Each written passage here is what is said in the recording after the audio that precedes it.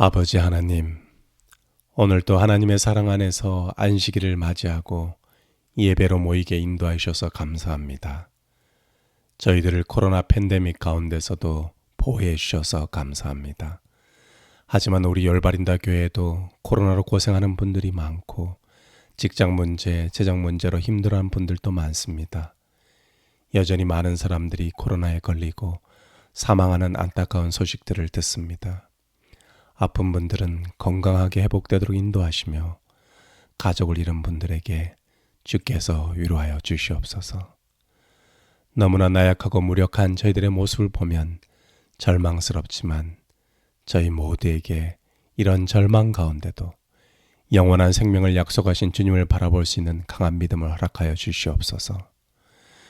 팬데믹 가운데 2020년 한 해가 다 지나가지만 새해에는 욥에게 다시 주셨던 더 많은 생명의 풍요와 덤의 축복을 허락하여 주시옵소서. 이런 어려움 중에도 더 어려운 이웃들을 돌아보고 사랑할 수 있는 여유로운 마음을 가질 수 있도록 인도하여 주시옵소서. 오늘 저희들이 온라인으로 함께하는 이 예배에도 주님께서 함께 하시오며 이 예배를 받아 주시옵소서. 이 시간 요한복음의 말씀을 전해주시는 박원경 목사님께 더욱 성령의 능력을 내려 주시옵소서. 목자가 인도하는 초장에서 꼴을 먹듯이 주님의 말씀을 깨닫고 성령의 능력으로 이 말씀을 저희 삶에 적용할 수 있도록 인도하여 주시옵소서. 오늘도 우리 안에 살아계시며 저희의 기도를 들으시는 예수 그리스도의 이름으로 기도드립니다. 아멘.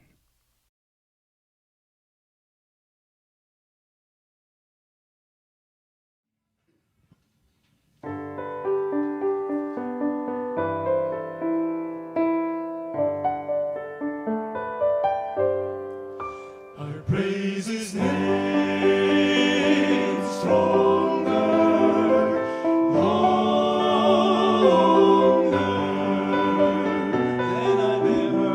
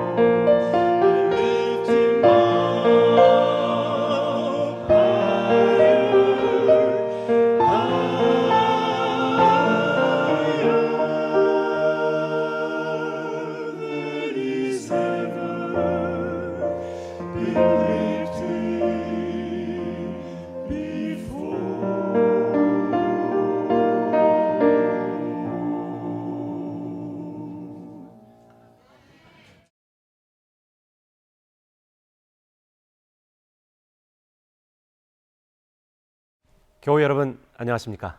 즐거운 안식일입니다.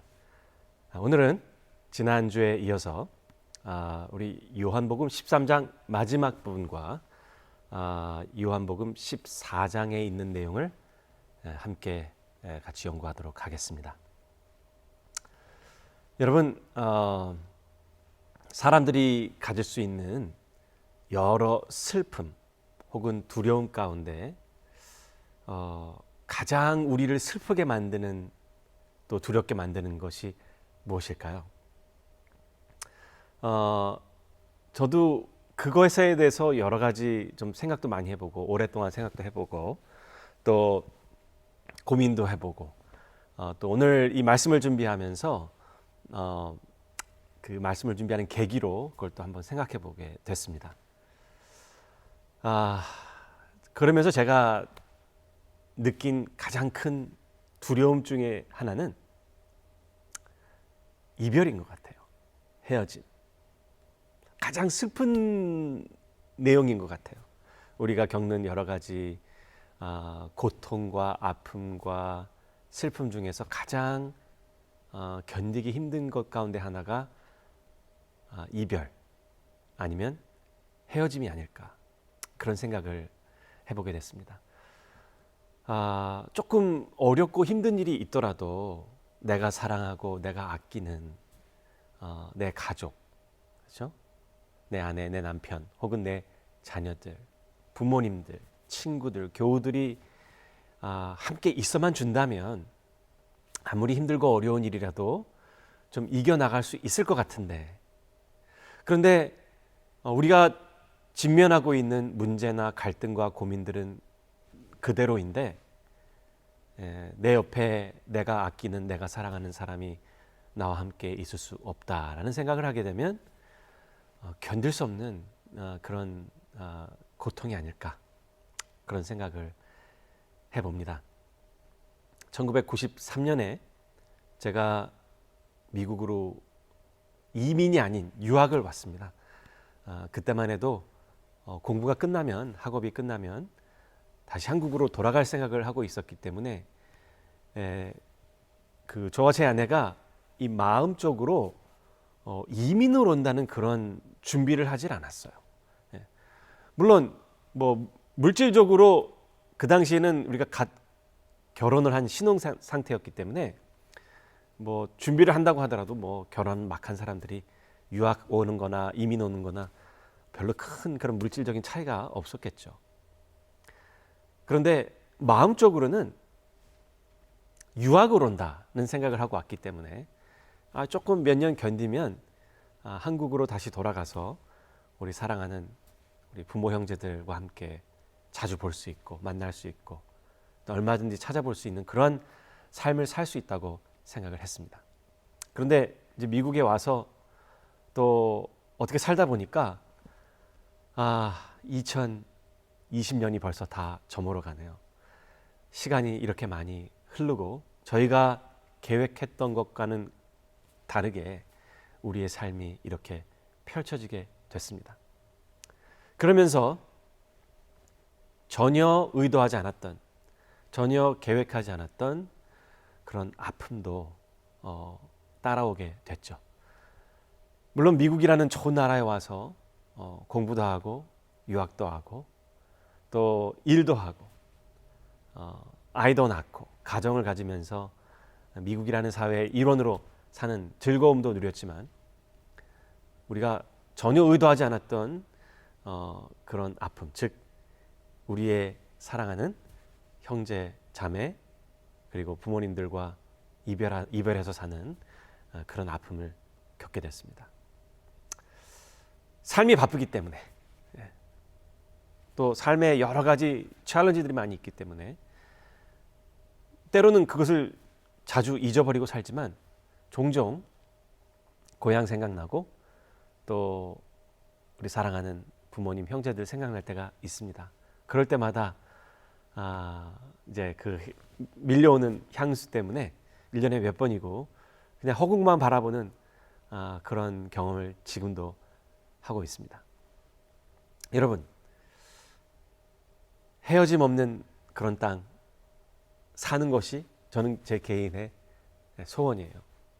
힘들고 어려운 일이 있어도 정말 내가 아끼고 사랑하는 사람들과 함께 할 수만 있다면 어떤 어려움이 있어도 다 이겨나갈 수 있을 것 같은 그런 마음이 항상 있습니다. 오늘 요한복음 13장에 나오는 내용은 바로 그 헤어짐에 관한 내용이죠. 제자들이 3년 반 동안 예수님과 함께 동고동락하면서 정말 보통 사람들은 경험해보지 못하는 수많은 일들을 그들은 경험했습니다. 예수님께서 안식일마다 회당에서 가르치실 때, 그리고 산이나 들에서 강론하실 때, 그리고 도심을 오가면서 힘들고 지치고 병들어 있는 그 백성들을 치유하시고 감싸주시고 회복시키시는 그런 모든 모습들을 보면서 그들은 정말 예수님에 대한 존경심과 또 이제 종래에는 아주 가까운 시기에 하나님의 나라가 도래할 것이라는 그런 희망에 가득 차게 되어 있었죠.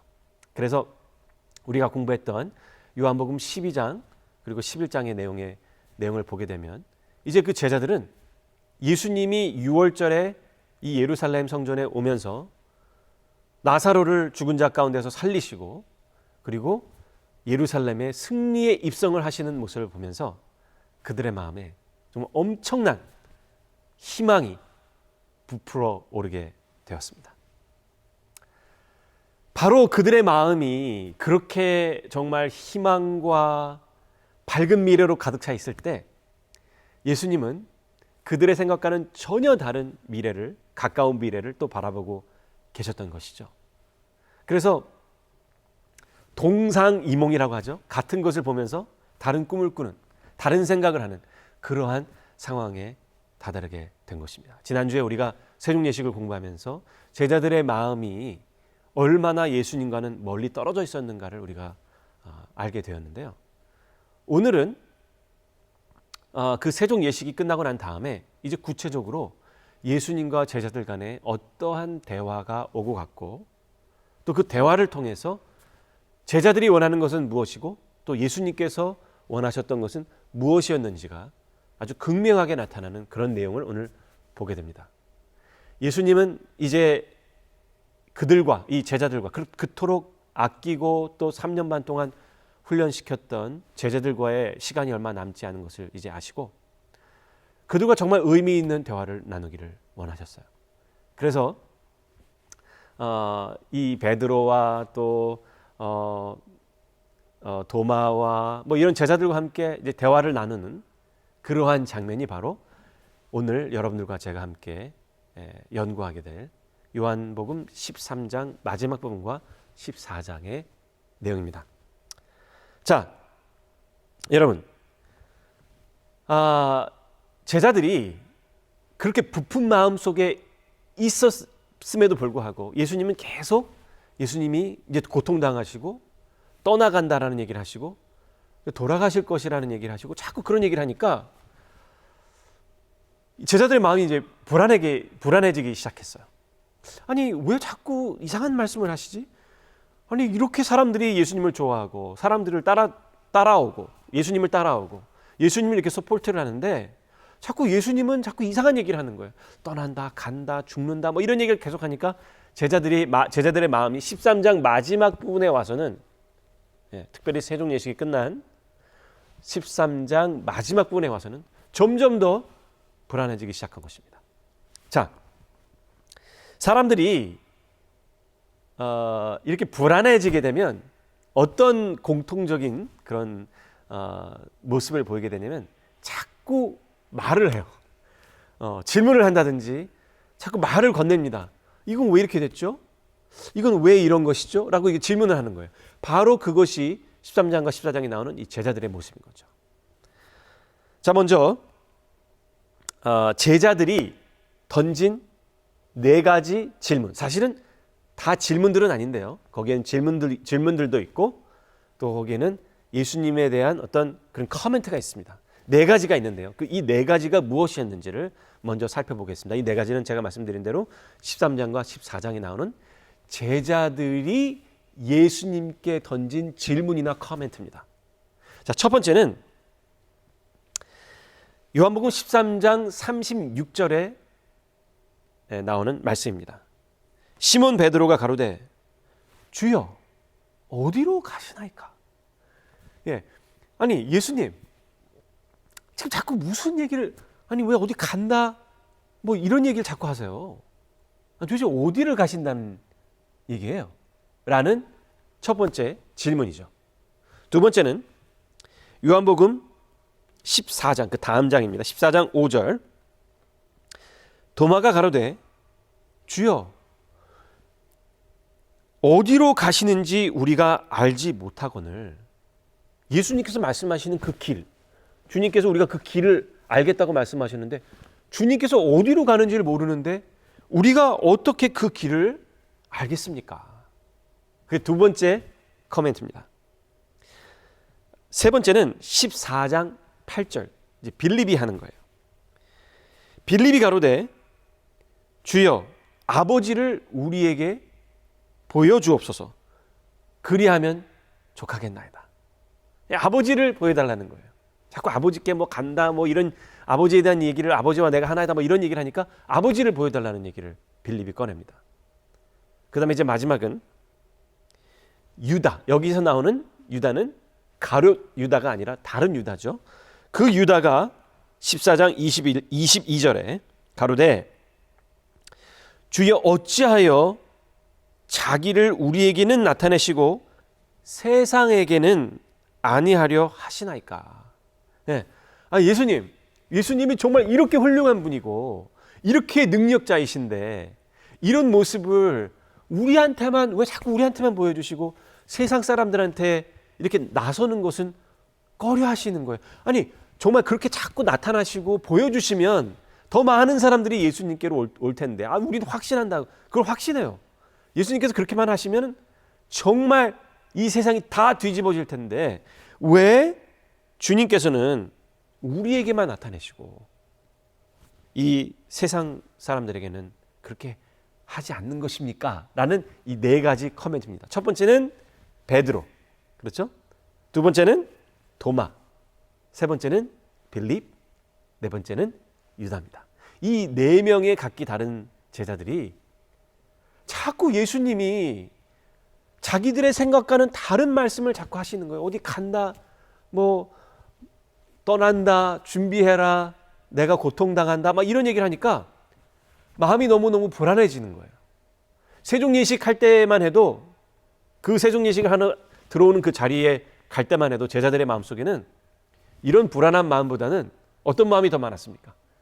야, 이제 예수님이 이제 큰 일을 한번 하실 텐데 높은 자리에 올라가시면 왕이 되시면은 네가 더 크냐 내가 더 크냐 뭐 이런 거 갖고 서로 싸우고 다투는 그런 마음이 있었어요. 그런데 이 세종 예식을 통해서 그들의 마음이 겸손해지고 다시 한번 정말 예수님이 왜 이 땅에 오셨고 그분이 누구이신가를 생각해 보게 되니까 마음이 불안하게 된 것입니다.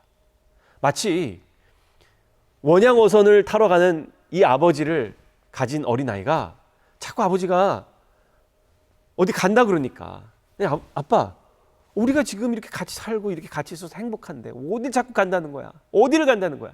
가면 언제 온다는 거야? 그렇죠? 왜 가는 거야? 예, 조그만 어린아이들은 그런 거 잘 모르잖아요. 근데 그 아버지가 내가 지금 떠나야 되고 어딜 가야 되는데 그 상황을 모르는 이 어린아이에게 뭐 어떻게 설명할 수가 있겠습니까? 그렇죠? 아무리 설명해도 못 알아듣는 거죠, 이 어린아이는. 그런데 예수님은 이 제자들에게 끝까지 그분의 하시는 일을 설명하세요.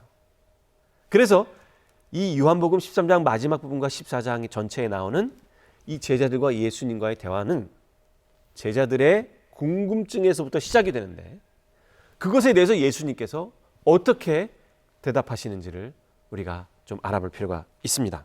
자, 먼저 베드로가 주님, 아니 어디 가세요? 어디 가세요? 이렇게 물어보니까 예수님께서 14장 1절에 다음과 같은 말씀을 하시죠. 많이 걱정되지? 고민되지? 근데 내 얘기를 잘 들어봐. 1절. 너희 마음에 근심하지 말라. 하나님을 믿으니 또 나를 믿으라. 내 아버지 집에 거할 곳이 많도다. 그렇지 않으면 너희에게 일렀으리라. 내가 너희를 위하여 처소를 예비하러 가노니 가서 너희를 위하여 처소를 예비하면 내가 다시 와서 너희를 내게 영접하여 나 있는 곳에 너희도 있게 하리라. 내가 가는 곳에 그 길을 너희가 알리라. 자, 베드로가 예수님 지금 어디로 가세요? 그러니까 예수님께서 걱정하지 마. 내가 아버지한테 갈 거야. 아버지한테 가서 너희를 다시 데리고 올 그 장소를 준비하러 가는데 그 장소가 준비가 되면 I'll come back. 내가 다시 와서 내가 있는 그 처소를 잘 준비한 곳에 너희도 있게 할 거야 라고 예수님께서 말씀하셨습니다. 네. 자, 여러분 베드로가 그 말을 어떻게 알아들었을까요? 아, 우리 예수님이 하늘에 계신 하나님 아버지께로 가시는구나. 이제 부활승전 하시겠구나. 여러분 이렇게 이해를 했을까요? 베드로의 마음은 아직도 예수님께서는 이렇게 간단하게 어린아이에게, 정말 제가 볼 때는 어린아이에게 설명하듯 지금 말씀하고 계신 거죠. 그런데도 베드로는 아직 이 말이 무슨 말인지를 완전히 이해를 못했습니다. 자, 두 번째 14장 5절 도마가 이제 묻습니다. 그 베드로에게 하신 말씀 마지막 부분에 내가 가는 곳에 그 길을 너희가 알리라 그렇게 얘기를 했거든요. 그랬더니 도마가 뭐라고 얘기하냐면 주여 도대체 어디로 가는데 도대체 이런 말씀을 하시는지 모르겠는데 어디로 가는지 우리가 모르는데 그 길을 우리가 어떻게 알겠습니까? 아니 도대체 그 길이라는 게 도대체 어느 길을 얘기하는 거예요? 갈릴리 바다로 올라가는 그 길을 얘기하는 거예요? 아니면 사해 바다로 가는 길을 얘기하는 거예요? 아니면 애굽 땅으로 내려가는 길을 얘기하는 거예요? 도대체 어떤 길을 얘기하시는 거예요? 그렇게 물어봤더니 예수님께서 6절에 내가 곧 길이요. 예수님께서 내가 곧 길이요 진리요 생명이니 나로 말미암지 않고는 아버지께로 올 자가 없느니라. 아니 근데 정말 도마가 무슨 길을 얘기했더니 무슨 또 이상하게 내가 길이라고 그렇게 얘기하시면 제가 그걸 어떻게 알아듣습니까? 이 도마가 이 얘기를 또 잘 못 알아들었을 것 같아요. 그렇죠? 그 다음에 빌립이 가로되 아니 지금 아버지한테 자꾸 가신다고 그러는데 아버지를 우리에게 좀 보여주세요. 네? 그러면 정말 이게 아직도 무슨 얘기인지 잘 모르겠는데 아버지를 우리에게 보여주시면 아버지한테 간다 그러고 아버지로 갈 수 있는 길은 예수님밖에 없다고 막 이렇게 얘기하시니까 아버지를 일단 보여주시면 좀 그러면 우리가 좀 이해가 될 것 같습니다. 그랬더니 예수님께서 또 뭐라고 얘기하시냐면 9절에 빌립아 내가 이렇게 오래 너희와 함께 있으되 내가 나를 알지 못하느냐? 나를 본 자는 아버지를 보았거늘 어찌하여 아버지를 보이라 하느냐? 더더욱 빌립의 입장에서는 알 수 없는 말인 것 같아요. 아버지를 보여달라고 그러니까 내가 나를 보지 않았느냐? 나를 본 사람은 아버지도 보았다. 그렇게 얘기를 합니다. 그 다음에 유다가 가로되 주여 어찌하여 좀 하실 수 있는 예수님 능력자 아닙니까? 뭐든지 다 하실 수 있는 분인데 왜 자꾸 우리한테만 보여주시고 다른 사람들한테는 안 보여주시는 거예요. 그랬더니 예수님께서 23절 사람이 나를 사랑하면 내 말을 지키리니 내 아버지께서 저를 사랑하실 것이요 우리가 저에게 와서 거처를 저와 함께 하리라. 나를 사랑하지 아니하는 자는 내 말을 지키지 아니하나니 너희의 듣는 말은 내 말이 아니요 나를 보내신 아버지의 말씀이니라. 네. 자, 왜 자꾸 우리에게만 나타내시고 사람들에게는 나타내지 아니하시는 거예요? 라는 질문에 예수님께서는 너희가 나를 사랑하면 내 말을 지킬 거야. 이렇게 얘기를 하시는 거예요. 자, 여러분들이 이 말씀을 어떻게 이해하셨는지 모르겠는데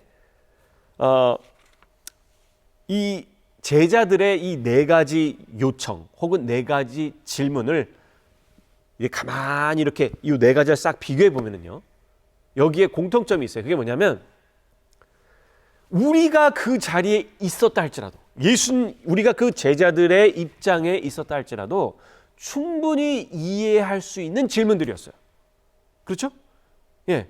아니, 자꾸 뜬금없이, 물론 제자들은 예수님께서 이제 6월절 어린 양으로 돌아가실 거라는 거를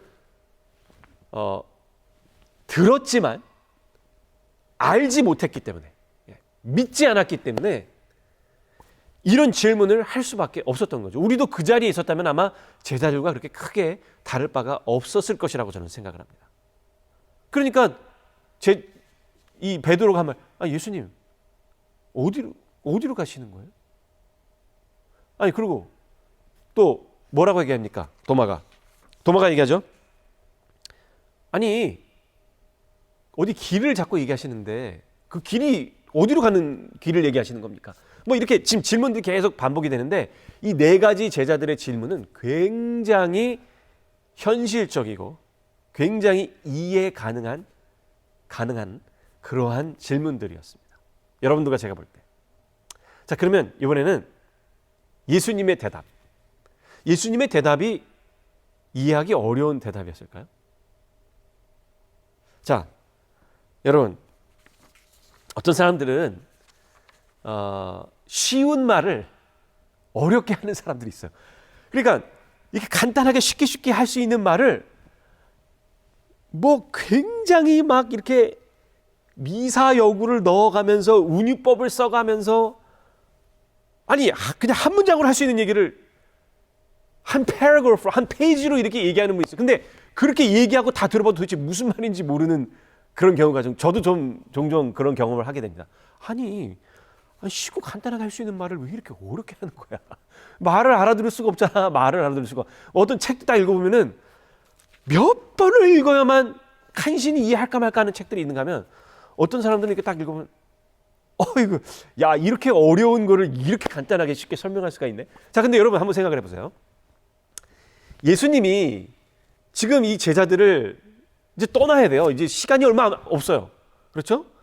근데 제자들의 마음이 지금 너무나 준비가 안 돼 있어요. 그 준비가 안 돼 있는 제자들에게 예수님께서 이제 그분의 하시는 일을, 이제 미래에 일어날 일이나 지금 왜 주님께서 이런 일들을 하시는지 설명하시는데, 예수님이 일부러 어렵게 설명을 하셨을까요? 아니면 정말 예수님 입장에서는 최선을 다해서 설명을 하셨을까요? 여러분, 성경의 내용을 일단 제쳐놓고 여러분들이 예수님 입장이었다면 어떻게 하시겠어요? 시간이 없어. 이제 가야 돼요. 그렇죠? 그럼 여러분, 가야 되고 시간이 없는 입장에서 어렵게 얘기하시겠습니까? 간단하게 얘기하시겠습니까? 알아듣기 쉽게. 정말 저는 이 내용을 보면서 예수님은 예수님의 입장에서 정말 그분의 입장에서는 최선을 다해서 간단하고 명료하게 진실 그대로를 설명하신 거예요. 그런데 이 제자들과 예수님의 이 대화, 특별히 14장 전반에 나오는 이 제자들과의 내용을 볼 때 완전히 이 제자들은 좀 헛다리짓고 있죠. 이해를 못하고 있는 거예요. 이거 누구 탓입니까? 여러분, 뭐가 잘못된 것입니까? 그것은 첫 번째, 우리가 크리스천들이기 때문에, 예수님을 믿는 사람들이기 때문에 당연히 예수님 잘못은 아니겠죠. 이것은 그 정도로 이 제자들의 마음이 어두워 있었다는 것입니다. 그들의 관심이 전혀 다른 데 가 있었던 것이에요. 예수님은 이 지상생애의 사업의 운명을 이 제자들의 손 위에 두셨는데, 제자들은 예수님이 지금 떠나셔야 되는데 준비가 안 돼 있어요. 예수님이 정말 최선을 다해서 설명을 하셨는데 무슨 말인지 못 알아들어요. 그럼에도 불구하고 예수님께서는 포기하지 않으시고 그들에게 설명을 하셨습니다. 14장의 내용을 한마디로 요약하면, 우리 13장 그 후반부터 14장의 내용을 한마디로 요약하면, 몇 마디로 요약하면 다음과 같습니다. 첫 번째, 이제 내가 곧 떠나는데, 내가 떠나는 이유는 아버지 하나님께 너희들을 위하여 장소가 준비되면 내가 다시 와서 너희들을 데려갈 거야. 두 번째는 오늘 그 제자들과의 대화 내용 말고 14장 후반부에 나오는 내용입니다. 이 내용은 우리가 다음 시간에 우리가 좀 더 깊이 연구하실 것인데요. 뭐라고 얘기를 하시냐면 내가 너희를 그냥 이렇게 두지 않고 내가 지금 떠나가는 것이 사실 너희들에게 더 좋은 것인데 그 이유는 보혜사 성령 하나님을 너희에게 보내서 너희가 내가 지금 가르친 이 내용을 깨닫고 이해하게 되고 더 밝히 알도록 그렇게 할 거야 라고 예수님께서는 지금 말씀하고 계시는 거죠. 그게 14장의 내용을 함축적으로 설명한 것입니다. 그런데 제자들은 예수님의 마음을, 예수님의 사역을 이해하지 못하고 있었기 때문에 예수님께서 주신 그 답을 오늘 우리가 이 성경의 내용을 알고 있듯이 이해할 수 없는 거죠. 우리는 얼마나 이걸 지금 간단하게 또 편하게 이해하고 있습니까? 이미 일어난 일이고, 그렇죠? 성령 하나님의 그 사역을 통해서 이미 해석된 일이기 때문에 예수님께서는 이 땅에 오신 목적이 이 세상의 임금이 되기 위해서가 아니라 우리의 죄를 구속하고 하나님의 어린 양이 되어서 그의 희생을 통하여 구원을 이루기 위해서 오셨구나. 그리고 그분은 돌아가셨어야만 했고 부활하셨어야만 했고 그분은 아버지 하나님께로 가서 이제 그 재림을 준비하시고 재림의 준비가 끝나면은 이제 다시 우리를 데리러 오실 것이기 때문에 우리는 지금 기다리고 여러분 우리는 그렇게 다 이해하고 있는 내용이잖아요. 그러나 제자들은 그것을 보고 있지 못했기 때문에 그것을 이해하지 못했기 때문에 이 예수님과 제자들의 내용이 그토록 힘들고 어려웠던 것입니다. 그래서 예수님께서 14장 마지막 부분에 그들에게 이야기를 합니다. 아마 예수님께서 정말 자비롭고 인자하신 표정으로 말씀하셨을 것 같아요. 이 내용을. 그게 이런 게 아닙니다. 이야, 내가 정말 그토록 얘기했는데 너희들은 도대체 머리가 돌로 가득 찬 거냐? 도대체 어떻게 된 거야? 왜 이렇게 말귀를 못 알아듣는 거야? 이게 아니고 이해하기 힘들지. 너희들 정말 너무 당황스럽지. 내가 자꾸 어디 간다 그러고 죽는다고 얘기하고 희생당한다 그러니까 난감하지. 지금은 내가 하는 말이 이해가 잘 안 될 수도 있어. 하면서 26절에 뭐라고 말씀하시냐면 보혜사 곧 아버지께서 내 이름으로 보내실 성령 그가 너희에게 모든 것을 가르치시고 내가 너희에게 말한 모든 것을 생각나게 하리라. 보혜사 성령 하나님을 주시겠다라는 약속을 주시죠. 그러면서 27절에 이런 말씀을 하세요. 평안을 너희에게 끼치노니 곧 나의 평안을 너희에게 주노라. 자, 여러분 이 14장 마지막 부분에 그렇죠? 이 14장 마지막 부분에 말씀하신 이 내용이 바로 14장 1절 처음에 나오는 내용과 이렇게 평행 구조로 간다고 볼 수가 있어요. 14장 1절에 예수님께서 베드로에게 뭐라고 말씀하십니까? 너희 마음에 근심하지 말라. 하나님을 믿으니 또 나를 믿으라. 여러분, 우리가 마음에 근심이 없고 믿음이 가득 차면 그게 평안 아닙니까? 그렇죠? 예, 그게 평안입니다. 예수님께서 우리에게 그렇게 말씀을 하세요. 그런데 여기에 27절에 평안을 너희에게 끼치노니 나의 평안을 너희에게 주노라. 내가 너희에게 주는 것은 세상이 주는 것 같이 아니하니라. 너희 마음에는 근심도 하지 말고 두려워하지도 말라. 1절에 나오는 말씀이 여기 27절에 계속 반복이 되면서 28절 내가 갔다가 너희에게로 온다 하는 말을 너희가 들었나니 나를 사랑하였다면 나의 아버지께로 감을 기뻐하였으리라. 아버지는 나보다 크심이니라. 29절 이제 일이 이루기 전에 너희에게 말한 것은 일이 이룰 때에 너희로 믿게 함이니라. 지금은 잘 모르겠지. 괜찮아. 그런데 내가 보혜사 성령을 너희에게 보내줄 텐데 그 성령을 통하여 너희가 가르침을 받고 또 너희가 내가 지금 이야기한 모든 것들이 생각날 거야. 그때까지 왜 예수님께서 이런 말씀하셨지? 왜 이런 일들이 일어났지? 여러분들 삶에 개인적인 삶에 적용을 할 때에도 왜 나에게 이런 일이 일어났지? 왜 예수님은 가셔야만 했지?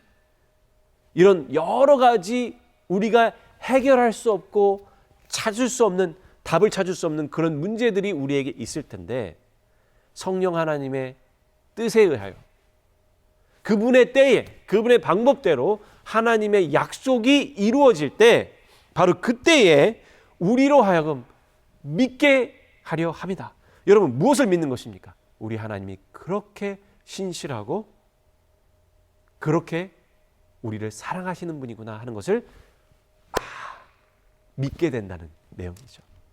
그래서 예수님은 정말 우리 그 제자들을 오히려 답답한 마음이나 꾸짖는 그런 마음보다 이해 못하는 것을 이해하시고 그들에게 달래시고 이 보혜사에 대한 약속을 주셨던 것입니다. 제가 설교를 준비하면서 여러 가지 자료를 찾아보다가 한국의 어떤 그 프로그램 중에 이 유명한 사람들이 이제 몇 사람들이 모여가지고 한국에서 일하는 외국인 노동자들을 초청을 하는 장면이 있어요. 한국에서 일하는 외국인 노동자들이 대부분 어디서 왔느냐면 동남아시아에서 왔습니다.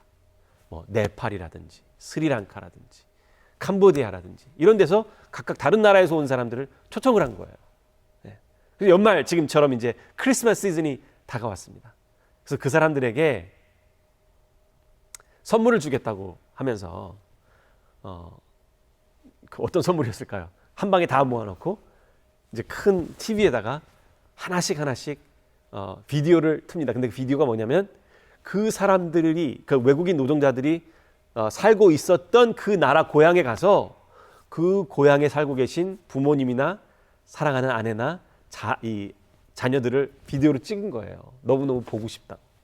아빠 보고 싶다고. 아들 보고 싶다고. 네. 그래서 제가 이제 그 내용을 이제 그 비디오를 이렇게 같이 보는 거예요. 그런데 제가 정확하게는 기억이 안 나지만 첫 번째 사람이 이렇게 네팔에서 온 사람인가 자기가 왔던 그 동네의 장면을 이렇게 탁 틀어주는데요. 그 자기가 사랑하는 그 아내의 얼굴이 이렇게 탁 나오니까 갑자기 울기 시작하는 거예요. 네. 제가 오늘 설교 그 첫 부분에 말씀을 드렸죠. 사람들이 갖고 있는 가장 큰 고통 가운데 하나가 이별이라, 헤어짐이라. 자기가 너무너무 사랑하는 가족과 자녀와 친지와 부모로부터 헤어지는 그 일이 가장 두렵고 가장 힘든 일이라고 제가 말씀을 드렸는데요. 바로 그 장면인 것입니다. 그런데 그토록 보고 싶었던 어린 딸과 아내를 보자마자 자기 혼자 이 낯선 이국 땅에서 일하던 이분이 눈물을 흘리는 거죠. 너무너무 슬프게 눈물을 흘립니다. 보고 싶으니까. 그래서 아내가 남편에게 보고 싶다고 말할 땐 울고 딸이 울 때도 울고 뭐 이제 동네의 모습 보면서도 울고. 여러분 우리가 이 땅에 죄악 많은 이 땅에 살고 있기 때문에 우리가 의도하지 않고 우리가 원하지 않는 이별을 경험하면서 우리는 살 수밖에 없는 것이죠. 그러면서 그 비디오를 다 보여주고 나니까 이제 이 외국인 노동자들께서 하시는 말씀이 너무 고마운 선물이다. 우리가 이렇게 영상으로나마 우리 가족들을 이렇게 만나고 가족들의 목소리를 듣고 가족들의 얼굴을 볼 수 있게 해줘서 너무나 고맙다고 하면서 이제 프로그래밍이 종료가 되고 이제 각자 자기 방으로 이제 가는 거예요. 그런데 또 하나 놀라운 선물이 준비가 되어 있었는데 그게 뭐냐면 이 외국인 노동자들에게는 얘가 이야기를 하질 않고 그 멀리서 캄보디아, 뭐 네팔, 뭐 스리랑카 이런 데서 그 가족들을 초청을 해가지고 한국으로 데려와서 그 그 근처에 있는 방에 한 사람씩 이렇게 넣어놓은 거예요. 그 아들이나 아내나 부모님이나 어머니나 아버지를 놓고 이 사람들을 한 사람씩 방으로 이렇게 들여보내는 거예요. 알려주지 않고 서프라이즈로 보여주는 그런 만남을 주선하는 것을 보게 됐습니다. 근데 한 사람이 방으로 이렇게 딱 들어갔는데 자기 그 아내는 이제 남편이 들어오는 걸 알고 있죠.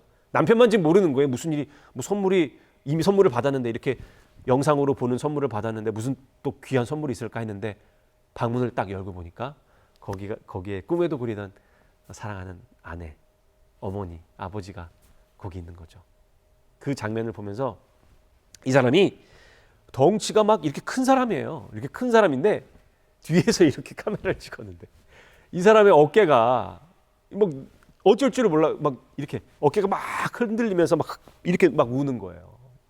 이 아내도 남편에게 뛰어가서 남편을 껴안고 나 혼자 살고 싶지 않다고, 왜 우리가 이렇게 헤어져서 살아야 되느냐고 막 울면서 감격의 재회를 하는 그런 모습을 봤습니다.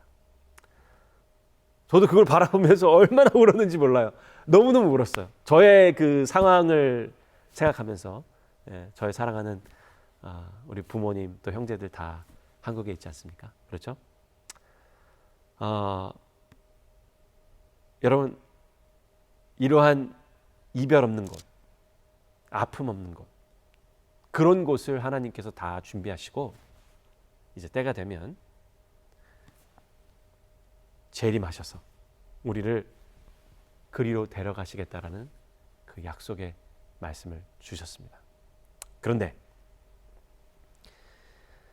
제가 여러분들에게 말씀드렸던 그 TV 프로그램과는 다르게 우리 하나님께서는 약속을 하셨어요.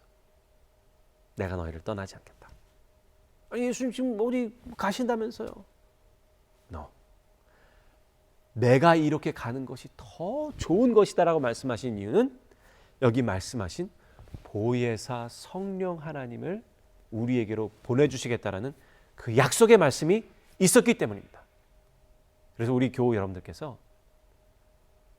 우리 하나님과의 분리, 하나님과의 헤어짐을 혹시 경험하고 느끼고 있다면 오늘 바로 이 자리에 주님 앞에 무릎 꿇고 주의 성령을 영접하시기 바랍니다. 주님께서 성령을 통하여 우리와 함께 하시고 우리가 몰랐던 것을 깨닫게 해주겠다고 약속하시고 우리가 당하는 여러 시험들을 이기게, 믿음으로 이기게 도와주시겠다고 약속하셨습니다.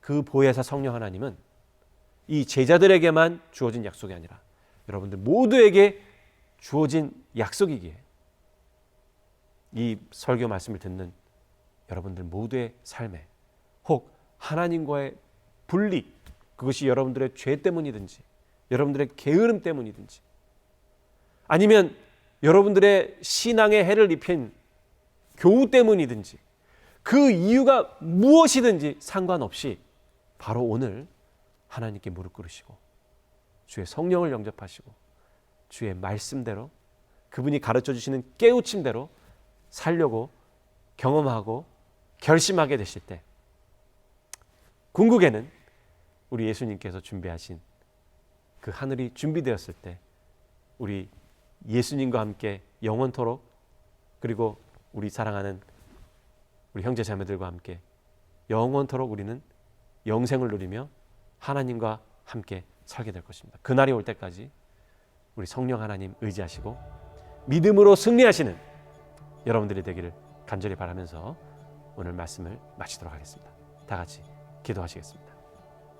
아버지 하나님, 이토록 말귀를 알아듣지 못하는 제자들에게 끝까지 인내심을 가지시고 사랑의 마음을 가지시고 그래도 설명하시고 보혜사 하나님을 주시겠다고 약속하신 은혜 주님 감사드립니다. 이 자리에 함께 손모아 기도하는 우리 주의 자녀들 가운데 본의 아니게 의도했든 의도하지 않았든 그것이 어떤 아픔에서 왔든지 간에 하나님과의 분리를 경험하고 있다면 주께서 약속하신 성령 하나님을 이 자리에서 받아들이고 회개하고 하나님과 정말 친밀한 교제를 나눌 수 있도록 축복하셔서 주께서 재림하실 때 우리 모두가 다시는 이별 없는 헤어짐이 없는 곳에서 영원토록 행복하게 살 수 있도록 주님 축복을 허락하여 주셨기를 우리를 위해 죽기까지 봉사하신 그리스도 예수의 선하신 이름 받들어 간절히 축원하옵나이다. 아멘. 자, 여러분 오늘 오후 2시부터 3시까지 지난주에 이어서 교회에서 우리 불우한 이웃들을 돕기 위해서 겨울옷 도네이션을 받습니다. 그래서 설교 말씀 들으시고 아직 혹시 도네이션을 못 하셨던 분들이 계시면 준비하셔서 교회로 갖다 주시면 되겠습니다. 사실은 옷보다 담요, 블랭킷 같은 것들이 더 많이 필요하니까요. 이 추운 겨울에 우리 불우한 이웃들이 따뜻하게 보낼 수 있도록 많이 협조해 주시기 바랍니다. 자, 여러분 그럼 오늘 하루도 즐거운 안식일 되시고요. 저는 다음 주 이 시간에 여러분들 다시 찾아뵙도록 하겠습니다. 안녕히 계십시오.